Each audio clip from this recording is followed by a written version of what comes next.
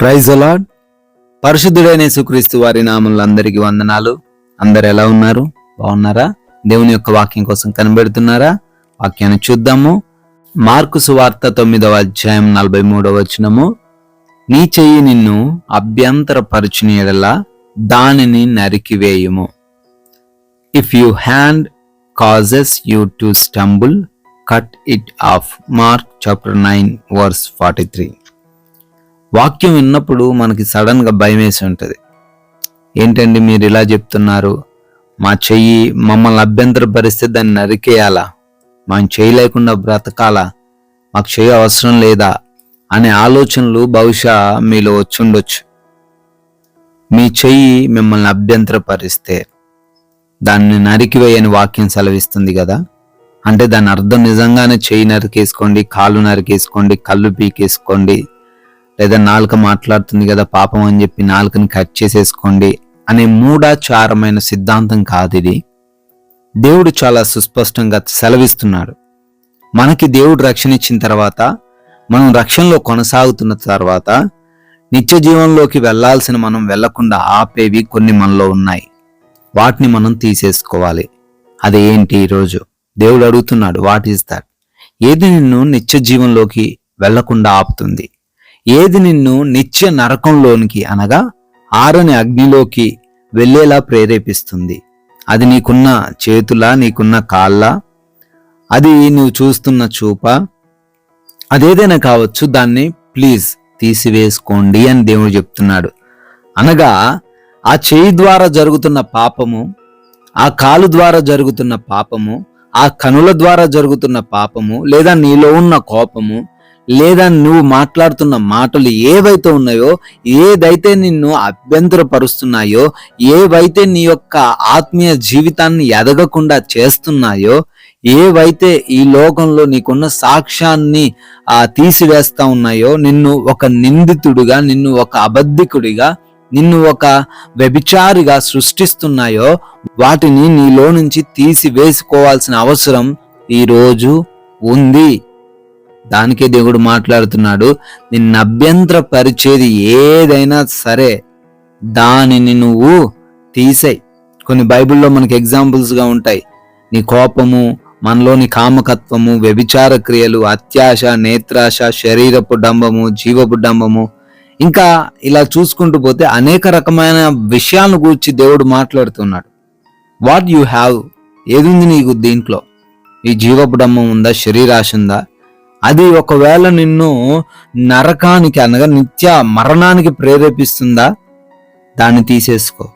ప్రియమైన సహోదరి సహోదరుడు, ఆ ఒక్క తప్పు నిన్ను ఆపివేస్తుంది, దేవునికి దగ్గర కాకుండా చేస్తుంది. ఆ ఒక్క తప్పు నీ యొక్క ఆత్మీయ జీవితానికి ఎదుగుదలకు అడ్డుపడుతుంది. ఆ అడ్డు నువ్వు తీసేసుకోగలిగితే నువ్వు బ్లెస్ అవుతావు, నువ్వు ఫ్లరిష్ అవుతావు, అన్ని విషయాల్లో అభివృద్ధి చెందుతావు. మనం ఇశ్రాయేలు విషయంలో ఆలోచన చేస్తే, ఇశ్రాయేలుని దేవుడు 40 సంవత్సరాలు నడిపించాడు కదా. 40 సంవత్సరాలు కూడా మోషే యొక్క సారథ్యంలో నడిచినటువంటి ఇశ్రాయేలీలు లాస్ట్ మినిట్ లో ఆ యొక్క సారథ్యాన్ని యెహోషువాకు అప్పచెప్తాడు దేవుడు. ఎందుకు? మోషే యొక్క వర్క్ అయిపోయింది. మోషే కానానికి ప్రవేశించాడా అండి అంటే, మోషే కానానికి ప్రవేశించలేదు. అదేంటండి, అంతగానో నడిపినటువంటి మోషే కానానికి ప్రవేశించకపోవడం ఏంటి? ఫరోతో కూడా ఫైట్ చేశాడు, ఆ ఫరోతో కూడా వాదించాడు. ఇశ్రాయేలీలకు ఏది కావాలంటే అది దేవుణ్ణి అడిగి వారికి ఇచ్చాడు. ఆహారం కోసం ప్రార్థన చేశాడు, బండ నుంచి నీటిని రప్పించాడు, ఎర్ర సముద్రాన్ని 2 పాయలుగా చేశాడు దేవుని యొక్క సహాయం వలన. ఇన్ని చేసినటువంటి మోషేనే ఆ యొక్క కానానికి చేరలేదా? దానికి కారణం ఏంటండి అంటే, మోషే యొక్క అసహనము, లేదా మోషే యొక్క కోపము, లేదా మోషే యొక్క అవిధేయత అనొచ్చు మనం. దీనిని బట్టి మోషే కానానుకు వెళ్ళలేకపోయాడు అని వాక్యం సెలవిస్తుంది. బండను చెప్పవయ్యా, బండకి ఆ వాటర్ ఇవ్వమని అంటే, మోషే ఆ ఇశ్రాయేలీల యొక్క సనుగుడు గొనుగుడు చూసి కర్రతోని దానిని కొట్టి ఆ బండలో నుంచి వాటర్ని దేవుని సహాయం చేత రప్పిస్తాడు. ఈరోజు నీలో అడ్డున్నది ఏంటి?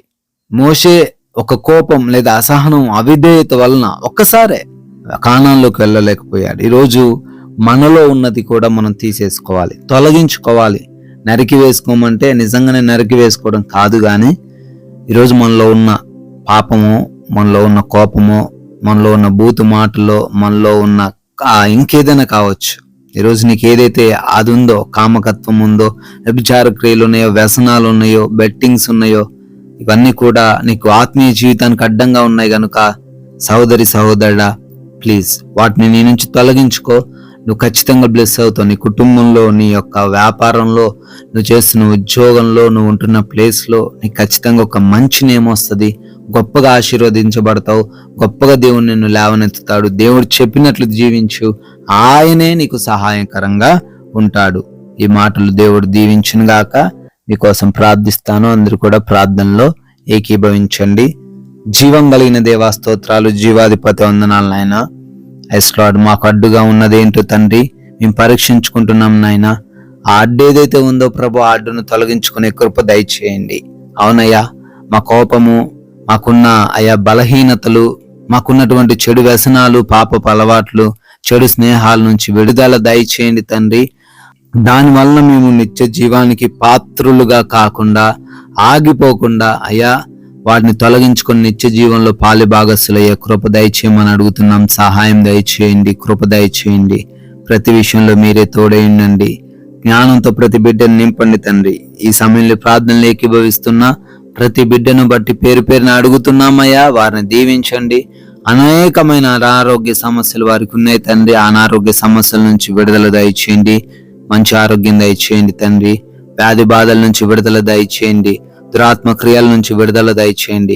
అంధకార బంధకాల నుంచి విడుదల దయచేయండి. అయా ప్రార్థిస్తున్న అప్పుల సమస్యల నుంచి విడుదల అనుగ్రహించండి. అయా బ్రతిమాలుకుంటున్నాం అయా, ఎవరైతే కుటుంబాల్లో సమాధానం లేక, శాంతి లేక ఉన్నారో వారికి సమాధానం, నెమ్మదిని దయచేయండి. భార్యాభర్తల మధ్య గొడవల నుంచి విడిపించండి నాయన. ఎస్లాడు ఉద్యోగ ప్రయత్నాలను సఫలపరచండి. నూతనమైన కార్యక్రమాలను దీవించండి, ఆశీర్వదించండి ప్రభువ. బిడ్డల ప్రయాణాల్లో మీరు ఈ రోజు తోడై ఉండండి. వారికి రక్షణ దయచేయండి. క్షేమంగా ప్రయాణించే కృప దయచేయమని అడుగుతున్నాం ప్రభువ.